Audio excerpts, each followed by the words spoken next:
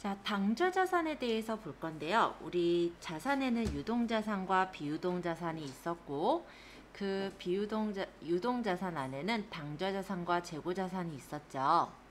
당좌자산은 현금과 판매 과정을 거치지 않고 현금화가 가능한 자산을 바로 당좌자산이라고 했었습니다. 여기에 현금 및 형성 자산이라는 건 통화거나 통화대용 증권, 그리고 요구불 예금, 그리고 현금성 자산 등이 되겠는데요.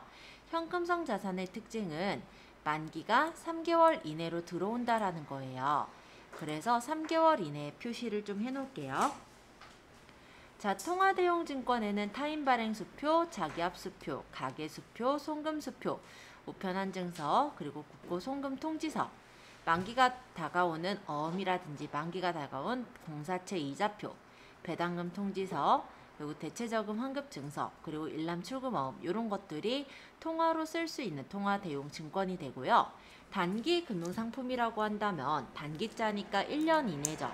근데 만약에 취득일 현재 상환일까지 기간이 3개월 이내로 들어간다. 그렇다면 이제 현금성 자산 쪽으로 들어갈 수가 있는 거고, 3개월이 넘어간다면 그냥 단기 금융상품은 그냥 일반적인 당좌자산에 해당이 들어가겠다. 이렇게 봐야겠죠. 자, 그래서 필수 예제를 보자면 현금을 보통예금으로 예금하다라고 한다면 보통예금에 돈이 들어왔으니까 차변에 보통예금 10만원, 대변에는 현금 10만원 이렇게 들어가게 돼요.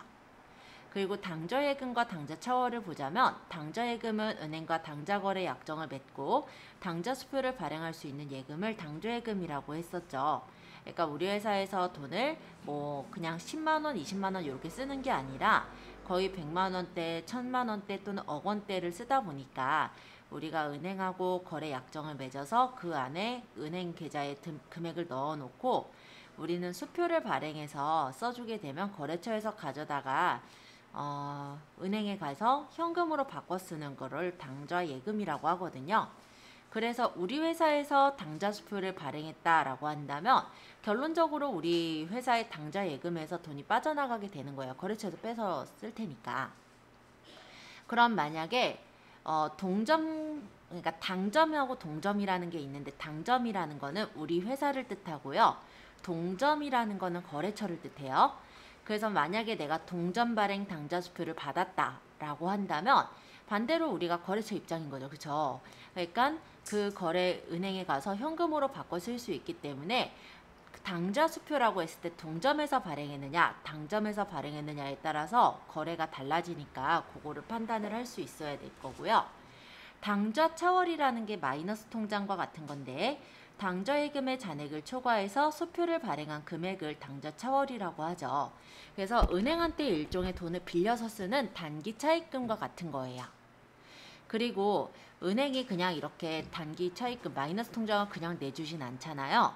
그런 것처럼 당좌예금을 개설할 때 보증금을 들여서 개설을 하게 되는데 이 당좌개설 보증금의 경우는 전액 장기금융상품이라 보시면 되겠습니다. 왜냐하면 당좌개설이 끝날 때 이제 보증금을 돌려받는 거잖아요. 그렇기 때문에 장기금융상품으로 들어가게 되더라. 이런 정도를 당좌예금에서는 좀 알아두시면 좋을 것 같고요. 단기 투자자산은 회사가 단기적인 투자 목적으로 보유하고 있는 단기예금이나 단기매매증권, 단기대여금, 그리고 유동자산으로 분류가 되는 1년 이내에 만기가 도래하거나 처분될 예정인 매도가능증권, 만기보유증권 이런 것들을 단기 투자자산이라고 불러요. 그리고 단기 금융상품은 단기 예금이라 보면 되겠는데 금융회사에서 취급하는 저축성 예금이나 양도성 예금증서, 그리고 기업 어음 등으로 결산일로부터 만기가 1년 이내로 도래하는 자산이라면 단기 금융상품으로 들어가더라. 이렇게 보시면 되겠습니다. 그래서 일박은행의 정기예금 6개월 만기죠. 그러니까 단기예금일 거고 현금으로 입금했으니까 단기예금 10만원, 현금 10만원 이렇게 들어간 거 보이죠. 그리고 요거 같은 경우도 현금을 6개월간 빌려준 거잖아요. 빌려준 거는 대여해 준 거고 6개월이니까 단기 대여금 자산이 증가가 될 거고 현금을 빌려줬으니까 현금이란 자산이 감소를 했겠죠. 그래서 요거는 분개 한번 간단하게 보았고요. 단기 매매증권이란 단기간 안에 매매 차익을 목적으로 취득한 유가증권이라면 단기 매매증권이라고 하는데요. 여기서 매수와 매도가 적극적이고 빈번하게 이루어진다 라고 하는 게 단기매매증권의 하나의 단서라고 보실 수가 있겠죠. 만약에 매수와 매도가 빈번하지 않다라고 하는 거는 매도 가능 증권이거나 만기 보유 증권으로 분류가 되니까 이 또한 같이 알아두시면 좋을 것 같아요. 자, 취득 시 회계 처리. 단기 매매 증권을 취득했을 때는 제공하거나 수취한 대가의 공정가치로 측정한다 라고 되어 있는데, 간단하게 말하면 공정가치라는 건 시가를 말합니다. 시장 가격이에요. 그래서 이때는 취득 부대 비용은 포함하지 않도록 되어 있어요. 따라서 분계를 보자면 이렇게 분계가 되어질 건데, 만약에 취득 금액은 1,200원이고 수수료가 100원 들어서 취득을 했다라고 한다면 우리가 분계를 할 때 이 수수료를 단기매매증권에 더하지 않고 수수료 비용이란 계정으로 따로 쓴다라는 거, 그거를 기억해야 되겠죠. 자, 취득 금액이 1,200원이니까 단기매매증권 1,200원이 증가했고요. 그러면서 수수료 비용이 들었으므로 수수료 비용이 100원이 발생을 했고, 그 두 가지를 합한 만큼을 현금으로 지급을 한 분계죠. 그래서 단기매매증권은 취득 부대 비용을 별도의 지금 영업의 비용인 수수료 비용으로 처리한 것을 볼 수가 있고요. 매도 가능 증권과 만기 보유 증권은 좀 달라요. 이것처럼 수수료 비용을 따로 떼는 게 아니라 얘는 그냥 포함해서 처리를 하거든요. 그래서 나중에는 그 분계도 한번 봐두는 게 좋을 것 같아요. 자, 처분 시의 회계 처리. 장부 금액과 처분 금액의 차이를 단기 투자자산 처분 손익으로 처리를 하는데요. 장부의 금액이 1,200원의 단기 매매증권을 1,100원에 처분했다라고 한다면 일단 단기 매매증권이 처분이 되면서 사라지겠죠. 따라 차변에 있던 단기 매매증권이 대변으로 빠져나가요. 그러면서 1,100원에 처분했으니까 현금은 1,100원을 받았겠죠. 그러면 이 차이가 100원이 날 텐데 이 차이가 단기 투자자산 처분 손실이 되더라 라는 거예요. 자, 처분 시는 이렇게 처분 손실로 처리를 하겠지만, 만약에 기말에 평가를 내렸을 때 내가 만약 사왔던 금액보다 올랐거나 내렸을 때는 그때는 평가 손실 또는 평가 이익으로 처리를 하게 됩니다. 그래서 단기 매매 증권은 보고기간 말에 공정가치 즉 시가로 평가를 해서 장부 금액과의 차이를 단기 투자자산 평가 이익으로 처리를 하는데요. 단기 매매 증권이 원래 장부가가 1,200원이었다가 공정가치가 900원으로 하락한 상황이라고 볼게요.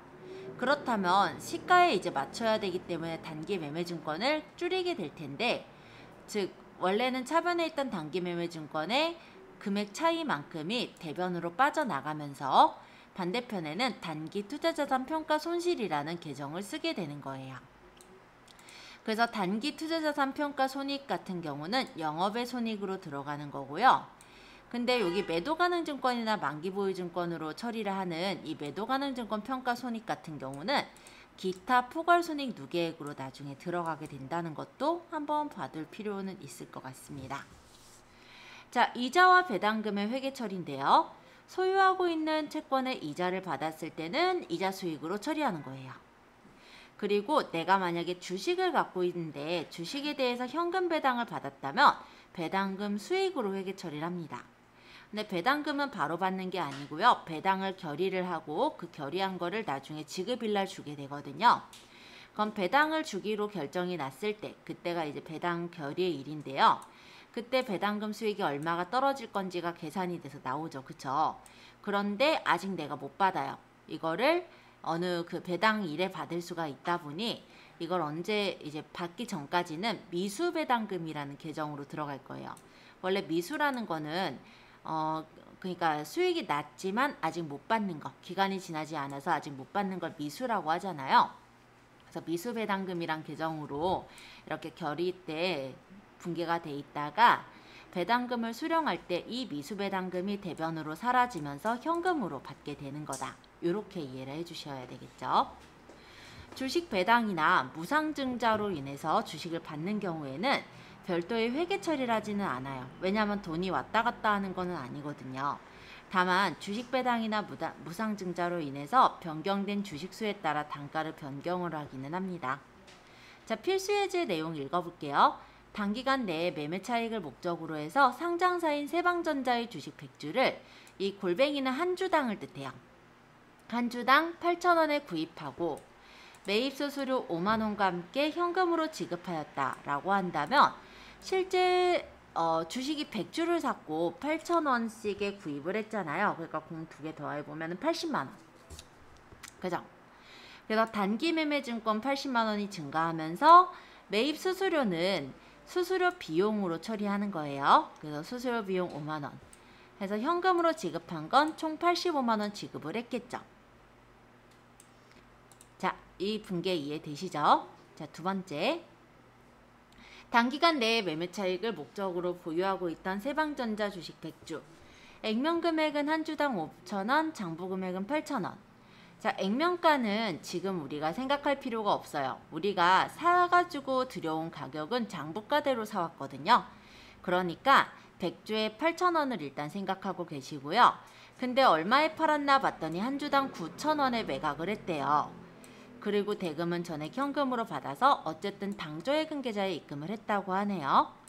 자, 그러면 이렇게 생각해보죠. 지금 우리가 갖고 있던 세방전자 주식 100주를 장부 금액은 8,000원씩이었으면 100주 하면은 총 80만 원이었죠. 80만 원짜리 주식이 나가요. 단기 매매 증권 80만 원이 그래서 대변으로 적히는 거예요. 여기 있던 게 나가니까. 근데 얘가 보니까는 한 주당 9,000원에 매각을 했거든요. 자, 9,000원에 100주면 90만 원을 우리가 현금으로 받아서 어쨌든 당좌예금 계좌에 입금했으므로 당좌예금 90만 원을 적습니다. 현금으로 받아는 중요하지 않아요. 결과적으로 어디 들어갔나 봤더니 당좌예금 계좌에 입금됐으니까 당좌예금은 90만 원 증가를 한 거예요. 그죠? 그럼 80만 원짜리 주식을 팔아서 90만 원을 받았거든요. 그러니까 단기 매매증권 처분이익이 10만 원 나왔겠죠? 이해됐나요? 요렇게 분계를 하게 되는 게 지금 단기 매매증권을 매각할 때의 분계예요. 자, 유가증권의 분류라는 부분으로 넘어가서 볼게요. 자, 만기 보유 증권은 그 말대로 만기까지 보유할 목적으로 가지고 있는 증권을 만기 보유 증권이라고 합니다. 요거는요, 일반적으로는 지분증권에 해당되진 않아요. 지분증권이라고 한다는 건 이 지분이 많을수록 그 회사의 영향력을 행사할 수가 있는 거거든요. 근데 이 만기 보유 증권은 일종의 채권이라 생각하시면 될 것 같아요. 기간이 지날 때까지 보유하고 있다가 그 기간이 되면은 내가 현금으로 뭐 받는다든지 이런 거거든요. 그러니까 일종의 채무증권이라고 볼 수가 있겠죠. 그리고 그 기간은 국채 같은 경우 생각해 보시면요, 짧지 않아요. 길어요. 그래서 보통은 투자자산 중에는 장기투자증권이 이 만기부유증권이라고 보시면 되겠죠. 자, 단기매매증권. 요건 단기에 매매하려는 목적이다 라는 게 딱 보이죠. 단기간의 매매 차익이 목적인데 이런 증권에는 지분증권과 채무증권 둘 다 해당이 됩니다. 자, 일단 지분증권이다 라고 한다면 우리 주주총회 할 때 그 주식, 그게 바로 단기 매매증권이라 볼 수 있어요. 그래서 단기 투자자산으로 들어가죠. 자, 매도 가능 증권이다. 이거는 매도, 즉 팔 수 있는 증권이다. 이런 건데요. 우리가 매매를 할 수 있는 단기 매매 차익을 얻을 증권은 여기 딱 이렇게 적혀 있는데 얘는 가능한 증권이다. 이런 식으로만 적혀 있잖아요. 그 얘기는 왜 이렇게 적냐면 얘는 시장성이 있지만 얘는 시장성이 없기 때문에 그래요. 그러니까 잘 안 팔리는데 팔릴 수도 있는 증권이다 정도로 생각하시면 되겠죠. 어쨌든 이걸 가지고 있어도 지분증권이고 채무증권 둘 다 가능하기 때문에 이것도 지분 채무증권 둘 다 해당이 돼요. 그리고 뭐 이게 이제 단기에 매매하는 증권이다라고 한다면 이제 단기 투자자산 쪽으로 들어갈 수 있을 거고, 이 매도 가는 증권이 장기짜리면은 장기 투자증권으로 가겠죠. 자, 지분법 적용 투자주식. 이거는요, 피투자회사의 중대한 영향력을 행사하기 위한 목적으로 갖고 있는 그런 주식을 지분법 적용 투자주식이라 하는데 지분증권인 거예요. 얘는 채무가 아니라 지분증권. 자, 요런 차이가 있더라 정도 한번 간단히 봤고요. 필수 해제 내용 읽을게요. 단기간 내에 매매 차익을 목적으로 상장사인 주 대성의 주식 50주를 한 주당 3만 원에 취득하고 대금은 수수료 5만 원과 함께 현금으로 지급하다. 근데 여기 단서가 있어요. 단, 동, 주식은 매수와 매도가 빈번하게 발생하지 않는다고 가정한다. 만약 이 얘기가 없다라고 한다면 매수와 매도가 빈번하게 발생하는 일반적인 단기 매매 증권이겠지만 이 얘기가 있으므로 얘가 매도 가능 증권이구나 라는 걸 알 수가 있죠. 자, 그럼 매도 가능 증권을 처리할 때는 어떤 게 차이점이었냐면, 일반적으로 단기 매매 증권은 이쪽에 있는 수수료를 수수료 비용으로 처리를 하는 반면에 매도 가능 증권은 매입 원가에 더해버리거든요. 그래서 주식 50주가 한 주당 3만 원이 나면 5, 3, 15니까 150만 원이 나올 텐데, 그 150만 원에 수수료 5만 원까지 더해져서 매도 가능 증권이 155만 원이 되는 거예요. 그리고 현금이 155만 원. 만약에 단기 매매 증권이라면 단기 매매 증권 150만 원, 수수료 비용 5만 원, 현금 155만 원 이렇게 들어갔겠죠. 차이점 아시겠죠? 자, 매출 채권 볼게요.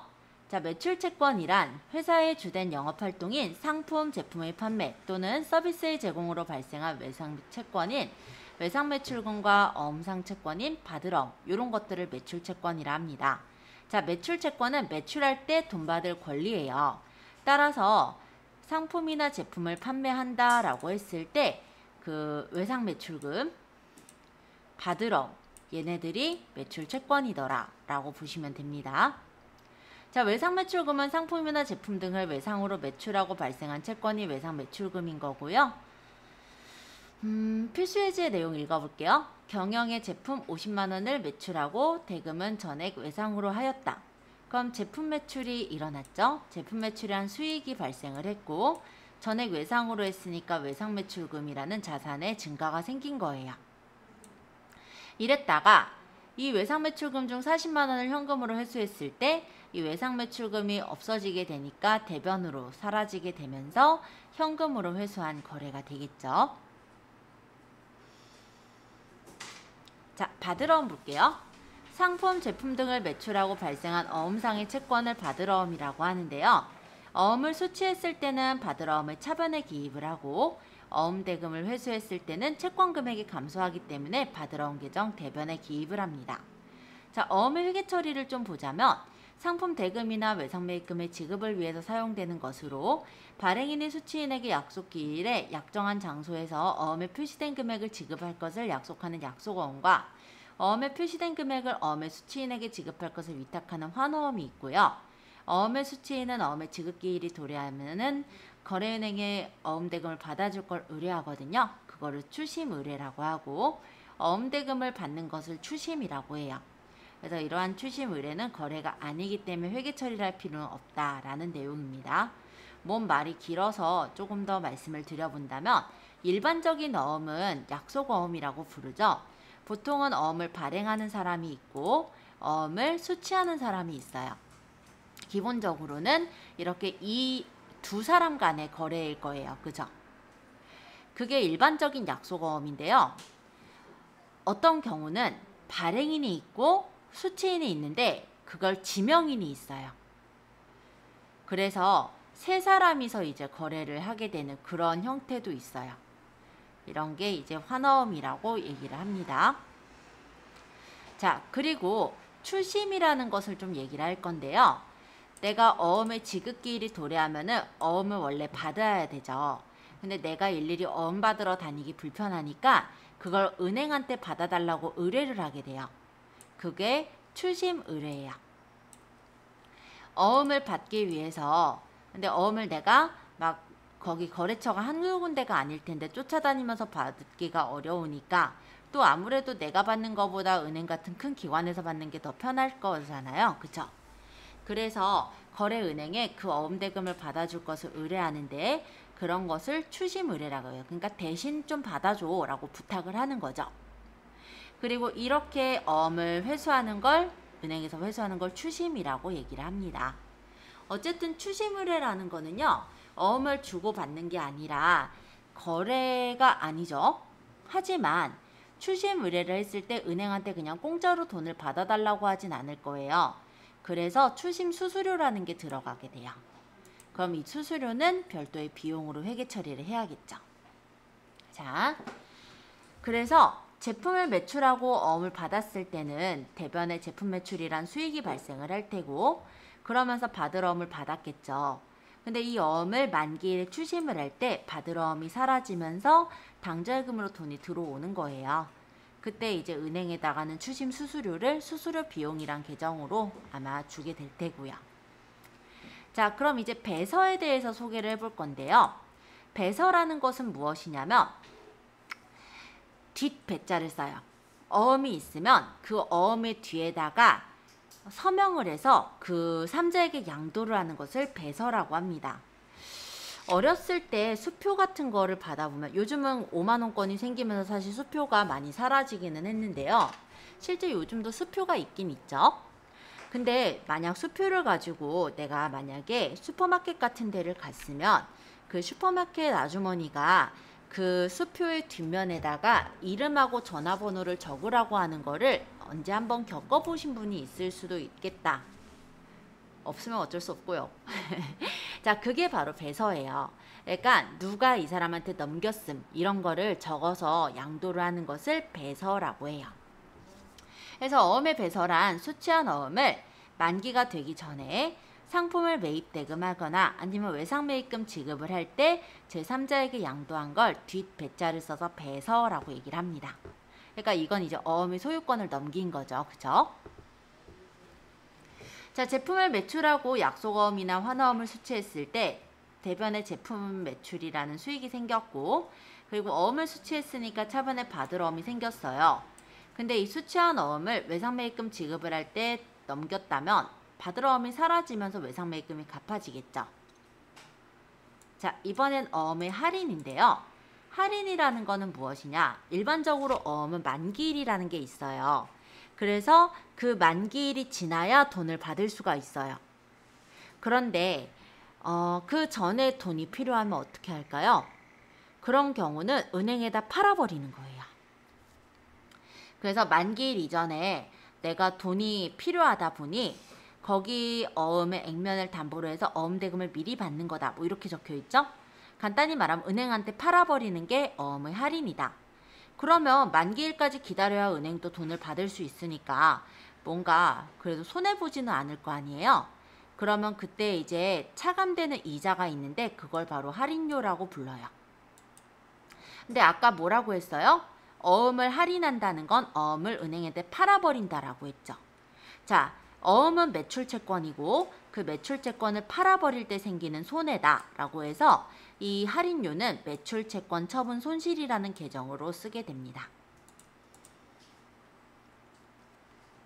자, 수취한 어음 10만원을 할인료 5천원으로 은행에 할인하면 매각거래 이렇게 표시가 돼 있어요. 그러면 내가 가지고 있었던 차변에 받을 어음이 대변으로 사라지면서 실제 당저예금에는 할인료 차감한 금액이 들어왔을 테니까 차변의 당저예금은 95,000원이 되고 그 5,000원이 매출채권 처분 손실로 되는 거다. 이런 거죠. 자, 필수해제 내용도 볼게요. 금왕수산에 제품 10만원을 판매하고 대금은 동사 발행 약속음을 받다. 이 동사가 뭐예요? 거래처. 거래처에서 발행한 약속음으로 받았다라는 거예요. 자, 제품을 판매했으니까 제품 매출이라고 대변에 적힐 테고요. 우리가 발행한 게 아니라 다른 회사에서 발행한 약속음을 받았으니까 받을 어음이 들어왔겠죠. 자, 2번 주 금왕수산에서 받은 약속어음 10만원을 유리은행에서 할인하고 할인료 5,000원, 수수료 3,000원을 차감한 나머지를 당사 보통예금 계좌에 입금하다. 매각거래라고 돼 있네요. 자, 할인한 건 매각거래예요. 그죠? 자, 금왕수산에서 받은 받을 어음은 차변에 있었을 건데요. 얘를 할인해서 즉 은행에다 팔아버리면서 없어졌어요. 그러니까 차변에 있던 받을 어음이 대변으로 사라져요. 그러면서 할인료 5,000원, 수수료 3,000원 빼니까 얼마 받아요? 10만원에서 5,000원, 3,000원 빼니까 92,000원을 보통예금에 받았겠죠? 그러면 얘를 지금 10만원짜리를 팔아버리면서 얼마 손해봤어요? 8,000원 손해봤죠? 그게 매출채권 처분 손실인 거예요. 이해됐죠? 자, 이번엔 3번 내용. 유리은행에 추심의뢰했다. 추심의뢰했다는 거는 대신 받아줘 라고 부탁했다 라고 보면 돼요.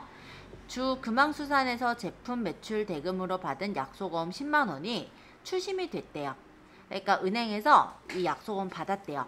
그러고 추심 수수료 제하고 줬다고 하네요. 마찬가지로 내가 갖고 있던 받을 어음은 추심을 해서 없어졌기 때문에 사라지면서 대변으로 가게 돼요. 그런데 이때 이제 수수료는 우리가 은행이 고생해서 주는 수수료잖아요. 그쵸? 그래서 수수료 비용으로 처리하게 되고요. 나머지 잔액은 당조예금 계좌에 입금했으므로 당조예금에 금액이 들어오게 되죠.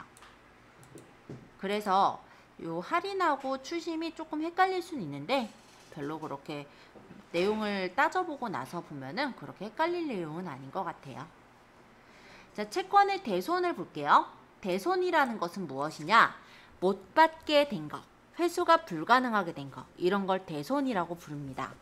자, 대손 상각비의 개요부터 읽어볼 건데, 외상매출금, 받으러옴 등의 채권이 채무자가 파산하는 등의 사유로 회수가 불가능하게 된 거예요. 그런 걸 대손이라고 해요. 자, 외상매출금 5만 원이 회수 불능되다. 그러니까 내가 돈을 빌려줬었는데 채무자가 사업을 때려쳤어요. 그러면 거기 쫓아가서 돈을 받으면 좋을 텐데 이 사람이 어디론가 튀어서 찾기가 힘든 거야. 그러면 못 받잖아요. 그죠? 그러면 대손된 거예요. 자, 그래서 외상매출금이 대변에 사라지면서 대손 상각비로 상각이 됐죠? 근데 이런 거래가 자주 안 일어났으면 좋겠는데 생각보다 또 자주 일어나다 보니 회계상에 어떤 차질이 생기는 걸 막기 위해서 예를 들어 외상매출금은 얼마 정도는 내가 못 받을 수도 있겠다라는 거를 책정을 해놓게 돼요. 그런 걸 대손 충당금이라고 얘기를 합니다. 그래서 대손 충당금을 설정하는 건 언제 설정하냐면 기말의 결산 전에, 즉 보통 12월 31일 날 대손 충당금 잔액이 혹시 남아있다면 그 충당금 잔액과 대손되는 예상액을 비교해서 차액만큼을 회계 처리를 하도록 되어 있어요. 그래서 기말 결산 기말에 외상매출금에 대해서 2만 원의 대손을 예상하다. 이거는 뭔 얘기냐면 외상매출금이 지금 얼마가 있는데 그 중에 2만 원은 못 받을 거야 라고 생각을 하였다라는 얘기예요. 근데 내가 대손 충당금이 그 전에 충당해 놓은 게 12,000원이 있어요. 그러면 얼마가 부족해요? 8,000원이 부족하죠. 2만 원 생각했는데 12,000원이 이미 있으니까. 그래서 그 중에 이제 대손 충당금은 8,000원을 충당을 더하면서 상각을 미리 해놓는 거예요. 그래서 2만 원을 채워놓는 거예요. 간단히 말하면 2만 원으로 우리가 예상을 했으니까. 근데 대손 충당금 잔액이 나는 2만 원만 있으면 될 것 같다라 생각했는데 2만 5천 원이 있는 경우예요. 그러면 어때요? 오히려 5천 원이 더 많으니까 이건 필요가 없죠. 그러면 이 5천 원을 대손 충당금 환입을 하면서 대손 충당금에서 빼는 거예요. 그래서 이러한 대손 충당금 설정에 대한 회계 처리는 이렇게 2만 원을 보충하는, 즉 보충법에 의해서 들어가요. 그래서 결산일 현재 대손 충당금을 상계하고 잔액에 대해서만 회계 처리를 하게 그렇게 하고 있고요. 재무상태표에서는 대손 추산액인 대손 충당금 설정액으로 표시가 됩니다. 이 대손 충당금은 평가성 항목이에요. 그러니까 딱 2만 원이 나올 거다라고 생각하는 게 아니라 보통은 어떻게 계산하냐면 기말의 외상매출금 금액의 예를 들어 뭐 10%를 또는 뭐 2%를 대손으로 처리하는 그런 형식으로 생각을 하거든요. 그래서 그게 딱 예상대로 2만 원이 빠져나갈 거다라는 게 아니라 2만 원이 빠질 수도 있고 더 빠질 수도 있고 덜 빠질 수도 있는 거잖아요. 그런 평가성 항목으로 들어가는 거다라는 거고요. 보통은 이게 이제 매출 채권에서 억지로 그냥 예를 들어 이 정도는 내가 뛸 수도 있겠다라고 미리 떼놓는 거잖아요. 그래서 차감하는 형식으로 표시하는 게 원칙이지만 해당 매출채권에서 직접 차감해서 표시도 가능은 하더라. 뭐 이 밑에는 이해 안 되시면 그냥 냅둬도 될 것 같아요. 그렇게 중요한 내용은 아니니까. 네, 평가성 항목이다 정도는 좀 알아두시면 좋을 것 같고. 자, 나머지 내용 읽어볼게요. 대손 충당금이 있는 경우에 대손 발생되는 경우에요. 우리가 채권에 대해서 대손이 발생이 됐을 때 대손 충당금 잔액이 있으면 이 충당금을 먼저 빼요. 감소를 처리하고 나머지 혹시 부족하면 잔액을 대손 상각비로 처리하더라 라는 겁니다. 자, 만약에 외상매출금 10만 원을 못 받게 되었다라고 한다면 외상매출금이 나가겠죠. 근데 만약에 충당금 잔액이 아예 없었다면 다 상각비로 비용으로 그때 빼버리게 되는 거예요. 근데 만약에 대손 충당금 잔액이 15만 원이 있어요. 그럼 10만 원이면 다 충당금에서 충당되죠. 그러니까 외상매출금이 나가면서 대손충당금에서 차감해버리고요. 만약에 대손충당금이 2만원으로 그러니까 부족한 상태라고 한다면 외상매출금은 어쨌든 10만원이 나가면서 대손충당금 2만원이 충당이 돼서 없어지고 나머지 8만원을 상각을 하는 거예요. 자, 대손상각비와 대손충당금 환입 부분을 보자면 대손상각비는 매출 채권에서 발생한 건 판관비로 처리를 합니다. 그리고요, 실제 매출 채권은 외상매출금과 바드러움이죠. 근데 우리가 요거 말고도 내가 만약에 돈을 빌려준 것에서 못 받게 되는 경우들도 있잖아요. 그런 건 미수금 등의 기타 채권에 의해서 발생이 됐다라고 했을 때는 영업의 비용이 기타의 대손상각비로 처리를 하게 돼요. 이 영업의 비용으로 처리한다라고 적혀 있는데 여기 혹시 적어 놓을 수 있으면 기타의 대손상각비 이렇게 적어 두셔도 돼요. 그래서 일반적으로 그냥 대손상각비라고 얘기하는 거는 매출 채권인 외상매출금과 바드러움에서 발생한 것들인 거고요. 기타의 대손상각비 이렇게 적는 거는 얘네가 아닌 미수금이라든지 이런 기타 채권에서 발생한 것들을 말하는 거예요. 그리고 걔네들은 계정이 매출 채권에서 발생한 대손상각비는 판관비에서 처리가 되는 거고 미수금 같은 경우는 영업의 비용에서 처리를 하게 된다라는 거죠. 그리고 대손충당금이 사실 실무적으로 환입이 돼서 들어올 일은 별로 많진 않지만 어쨌든 환입돼서 들어왔다면 매출 채권에서 발생한 거는 판매관리비의 차감으로 처리를 하고 그리고 기타 채권은 영업의 수익으로 표시를 하게 되어 있습니다. 자, 기타의 당저자산 내용 읽어보자면 미수금, 선급금, 미수수익, 선급비용, 이연법인세 자산 이런 것들이 있는데요. 아까 요 미수금이라는 것은 제품이나 상품 이외의 자산을 처분한 경우예요. 그랬을 때 외상으로 했다면 자산 계정인 미수금 계정 차변에 기입하는 거고 상품이나 제품 이외의 자산이 매각으로 인해서 외상대금을 회수했을 때는 미수금 계정 대변에 기입하면서 회수하는 거를 처리하게 됩니다. 자, 필수해제 내용을 읽어보자면 한민상사의 비품을 60만원에 처분하고 대금은 전액 외상으로 했대요. 근데 이 60만원이 원래가 60만원인 게 아니라 취득원가는 100만원이었고요. 감가상각 누계액이 없다라고 해요. 그렇다면은 감가상각 누계액이 있으면 뭐 장부가가 이제 얼만다 이게 나오는데 현재 감가상각 누계액이 없다라고 한다면 우리 회사에서 이 비품을 산 거는 100만원에 산 거죠. 그러니까 대변에 비품 100만원 적으면서 실제 우리가 받기로 한 외상으로 받기로 한 이 비품 60만원은 미수금 60만원 이렇게 적겠죠. 자, 근데 우리가 100만원짜리를 60만원 받고 판 거예요. 그쵸? 그러니까 나머지 40만원은 유형자산을 처분하면서 생긴 손실이다. 이렇게 들어가게 된다라는 거죠. 자, 외상으로 했지만 비품을 가지고 외상으로 했기 때문에 미수금으로 들어간 게 보이죠? 근데 만약에 여기를 대금은 전액 외상으로 하다가 아니라 대금은 전액 바드러움으로 받았다. 이렇게 적었다면은 그때도요. 미수금으로 적어요. 얘가 상품이 아니잖아요. 따라 비품을 매각하고 어음을 받은 경우도 바드러움으로 적는 게 아니라 미수금으로 처리한다는 것도 알아두셔야 됩니다.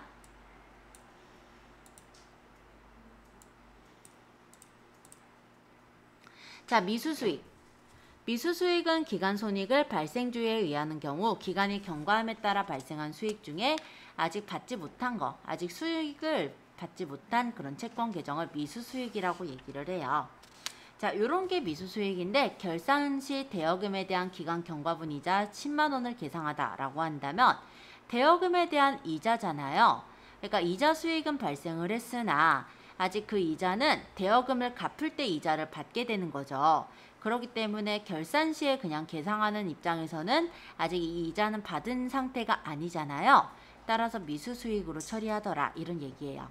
우리 은행에서 예를 들어 적금을 들거나 예금을 들면 이자가 발생을 하죠.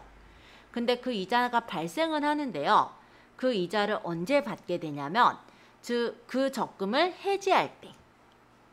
즉 해지할 때 받게 되는 거지 결산일 즉 12월 31일 날 받는 게 아니잖아요. 그렇기 때문에 아직 기간이 경과되지 않아서 발생은 했으나 기간이 경과되지 않아서 받지 못한 수익인 미수수익으로 처리가 된다. 이렇게 보시면 됩니다. 선급금, 먼저 지급한 돈이죠.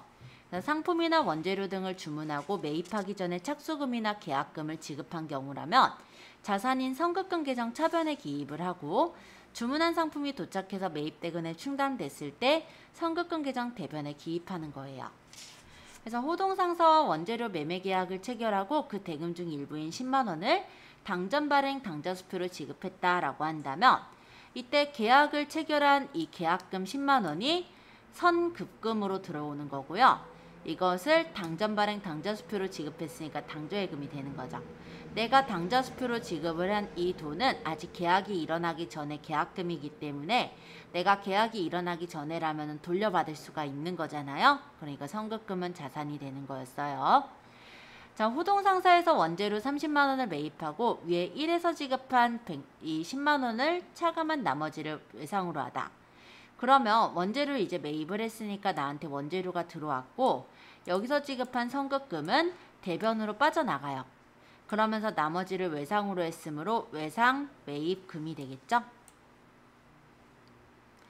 자, 선급비용. 계속적인 용역 공급에 따라서 선지급한 비용 중에 기간이 아직 덜 지나가서 차기 이후에 해당하는 금액을 자산으로 대체 이연하는 경과계정입니다. 보통 생각하실 때 보험료 같은 경우 1년치를 내죠.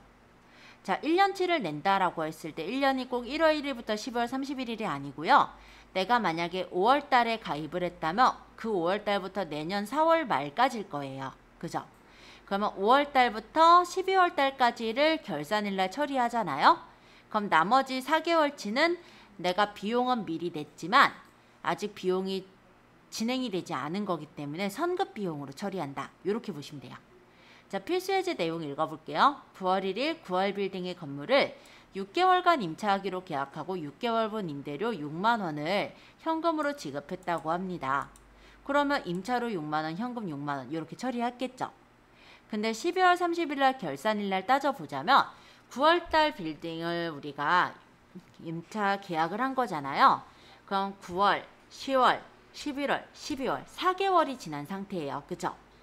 근데 아직 6개월이 안 됐기 때문에 2개월치의 임차료가 남아 있는 거죠. 그래서 이 임차료가 6만 원이 다 나간 게 아니라 원래 결산일에는 수익과 비용을 제로로 떨군다고 했잖아요. 그러니까 여기 있는 임차료의 나머지 차액은 남는 금액은 대변으로 잠시 빼면서 선급 비용으로 바꾸는 거예요. 아직 지급이 되지 않은 비용이다. 즉 요거는 자산 계정인 거니까 참고로 보시면 되겠고, 가지급금이란 금전의 지급이 있으나 그 내용이나 금액이 확정되지 않을 때 일시적으로 처리하는 자산 계정을 가지급금이라고 했었어요. 그래서 금전을 지급하면 가지급금 계정 차변에 기입하고 그 금액이나 내용이 확정됐을 땐 해당 계정으로 처리하면서 가지급금 대변에 기입을 하는 거예요. 자, 필수해제까지 보면은 우리 좀 쉬었다가 10분 정도 있다가 또 실기 들어가는 걸로 할게요. 자, 필수해제 내용 읽겠습니다. 지방 출장비 명목으로 직원인 김회계에게 현금 10만 원을 미리 지급하다. 자, 아직 이 김회계는 출장을 안 다녀왔어요. 그렇다면 이 10만 원이 들지 아니면 10만 원을 넘어갈지 10만 원 안쪽에서 해결될지 회사는 몰라요. 그쵸? 근데 대략적인 스케줄들은 알고 있잖아요. 이 사람이 뭐 왔다 갔다 여비를 가고 뭐 어디를 가고 이런 정도는 알고 있는데 이 사람이 가서 뭘 먹을지 이런 건 모르니까. 그래서 일단은 한 10만 원을 준 거예요. 미리. 먼저 일단 지급을 했는데 이게 정확한 금액이 아니죠. 따라서 가지급금이라는 임시계정을 쓰는 거예요. 근데 가지급금 그래서 10만 원, 현금 10만 원 이렇게 해서 지방에 이제 출장을 다녀왔거든요. 다녀왔으면은 이제 거기서 먹고 마시고 이거 다 결정이 돼서 7만 원이 아마 들었대요. 그러면 이걸 제외한 나머지 10만 원에서 7만 원 제외한 나머지면 3만 원이죠. 이걸 현금으로 반환을 받는 거예요. 그래서 이 가지급금인 임시계정은 이게 이제 결정이 났으니까 차변에 있던 게 대변으로 빠져나가면서 이 출장 시 사용한 7만 원은 여비교통비로 적히고 나머지를 현금으로 반환을 하게 되는 거예요. 이해되셨죠? 자, 오늘은 요거 내용 보고 확인유지 아직 안 했는데 그러면 조금 쉬었다가 지금 7시 56분이니까요. 어, 8시 5분에 그냥 조금 요거 확인 예제까지만 좀 한 다음에 우리 회계 프로그램, 실무 프로그램 까는 거 그거를 좀 오늘 할게요. 자, 첫 번째, 다음 중에서 현금 및 현금성 자산에 속하지 않는 것은 현금 및 현금성 자산이라는 건 3개월 안에 현금화가 되는 거예요. 근데 여기 보니까 취득 당시 5개월 후니까 틀린 건 4번인 거 바로 체크할 수 있죠? 나머지는 그냥 은행 가면 현금으로 바꿔주거나 하잖아요. 그러니까 얘네들은 모두 다 현금 및 현금성 자산이에요.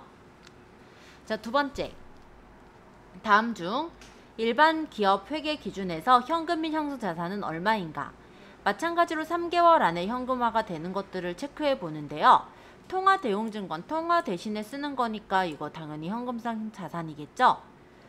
자, 보통예금이나 정기예금 생각해 보는데요. 이 보통예금 같은 경우는 바로바로 현금화가 가능하겠지만 정기예금은 6개월 만기, 보통 뭐 1년 만기 뭐 이렇게 되지 않던가요? 그럼 얘는 아무래도 현금 및 현금성 자산이라고 하긴 어려울 것 같아요. 그리고 만기가 100일이면 보통 우리가 3개월이 90일인데 얘는 만기가 100일이니까 얘도 현금 및 현금성 자산이라고 할 수가 없죠. 따라 우리가 현금 및 현금성 자산은 얼마인가 라고 한다면 통화대용증권인 20만원과 보통예금인 30만원 이 두 개를 합한 50만원이 답이 되겠습니다. 자, 세 번째, 다음은 주 나라가 단기에 구입하여 보유하고 있는 단기매매 증권이다. 기말 단기매매증권 평가 시 올바른 손익은 얼마인가? 금나와라 뚝딱의 액면가액은 5만원, 취득가액이 10만원, 공정가액이 8만원. 공정가액이 시가랬어요. 그쵸? 그리고 은도깨비는 액면가액이 3만원, 취득가액이 2만원, 공정가액이 35,000원. 자, 이렇게 보시면 돼요. 액면가는 무시하세요. 지금은 액면가는 신경 안 써요. 자, 일단 취득가가 10만원짜리 주식이 8만원이 됐어요. 손해봤어요? 이득봤어요? 손해봤어요. 그쵸? 얼마 손해봤어요? 2만원. 자, 은도깨비니까 볼게요. 취득가가 원래 2만원짜리인데 35,000원이 됐어요. 이거는 손해봤어요? 이득봤어요? 이득봤어요. 얼마 이득봤어요? 15,000원 이득봤어요. 자, 여기서 2만원 손해봤고 여기서 15,000원 이득을 봤으니까 합하면 얼마예요? 이득이에요? 손해예요? 자, 손해본 거죠. 그쵸? 얼마 손해봤어요? 5,000원. 그러니까 단기매매증권 평가손실 5,000원이 답이 돼야 되겠죠? 이해됐죠? 자, 4번. 다음 가 나의 거래를 붕괴할 때 차변에 기입되는 계정 과목으로 바르게 짝지은 것은? 자, 일반적 상거래 외의 거래에서 외상으로 발생되는 채권에 대하여. 자, 원래는 일반적 상거래의 외상으로 발생된 채권이면 외상매출금이나 받으러움이겠지만 그 외의 거래라고 했으니까 미수금 또는 미수금이겠죠. 미지급금, 미수금 중에서는. 왜냐면 우리가 채권이잖아요. 돈을 아직 못 받은 거니까 미수금 계정을 사용한다. 가는 그래서 미수금이라고 보시면 될 것 같아요. 자, 상품 등을 인수하기 전에 상품 등의 대금을 지급한 경우 나 계정으로 처리한다. 자, 아직은 받기 전에잖아요. 상품을 인수하기 전에 먼저 지급했어요. 그러면 선급금이 되겠죠. 따라서 답은 선급금. 답은 여기 있네요. 2번 미수금 선급금.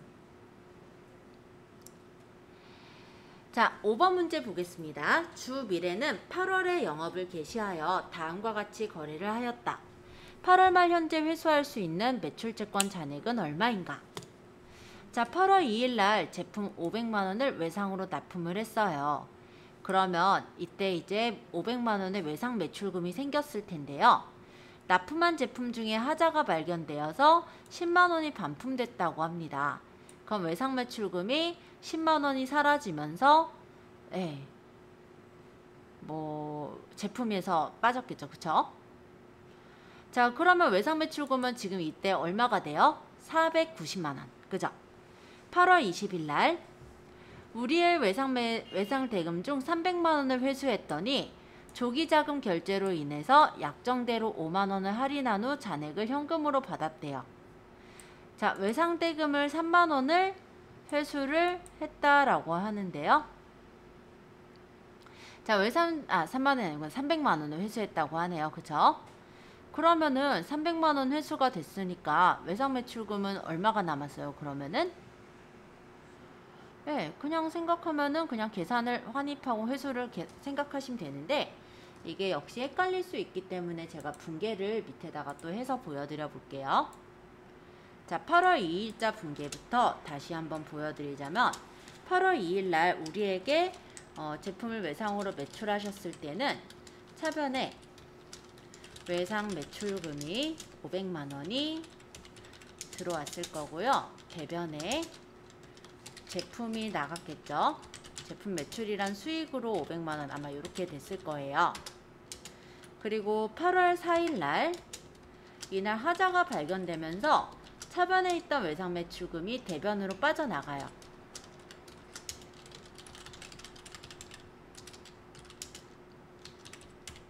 (10만원) 빠져나가면서 여기 제품 매출에서 차감돼야 되겠죠.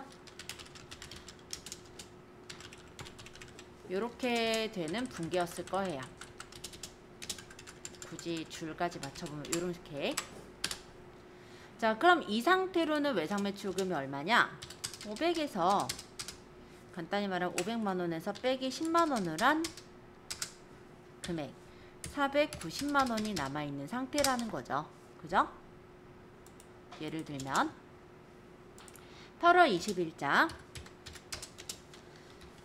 회수를 할 때 우리가 할인해서 잔액을 현금으로 받았다고 해요.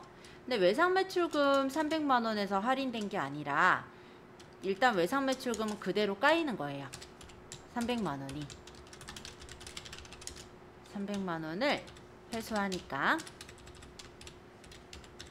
근데 조기에 회수했으니까 우리가 할인해서 현금으로 받았으므로 차변에는 현금이 5만원 할인한 300에서 5만원을 할인한 295만원을 받았을 거고요. 그죠?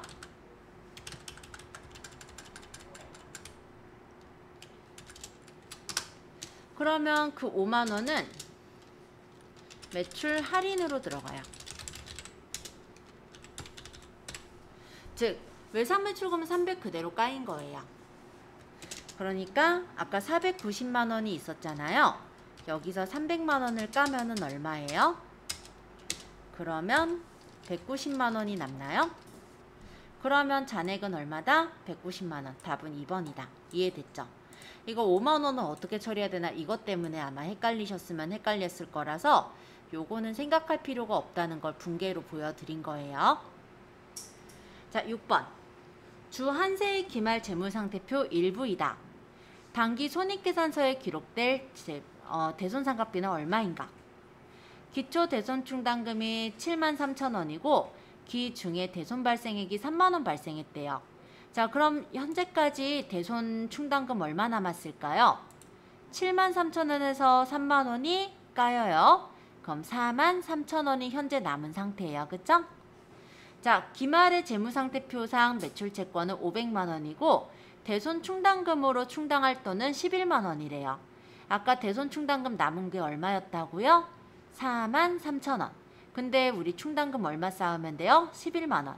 그럼 얼마가 부족한지 책정을 해보죠. 그럼 계산기 잠깐 꺼내서 11만원에서 빼기 43,000원을 빼보면 67,000원이 부족해요. 그러면 충당해야 되는 대손상각비는 67,000원을 충당해서 넣어야 되겠죠? 왜냐하면 보충법으로 11만원을 채워야 되잖아요. 근데 나한테 있는 돈이 지금 대손 충당금을 보니까 43,000원이 있으니까 추가로 충당해야 되는 돈은 11만원에서 43,000원을 뺀 67,000원을 충당해야 되더라. 따라서 답은 6번에 3번이 됩니다. 이해되셨나요? 자, 오늘은 여기까지 이론 문제는 설명을 하고요. 이제 창을 닫을게요.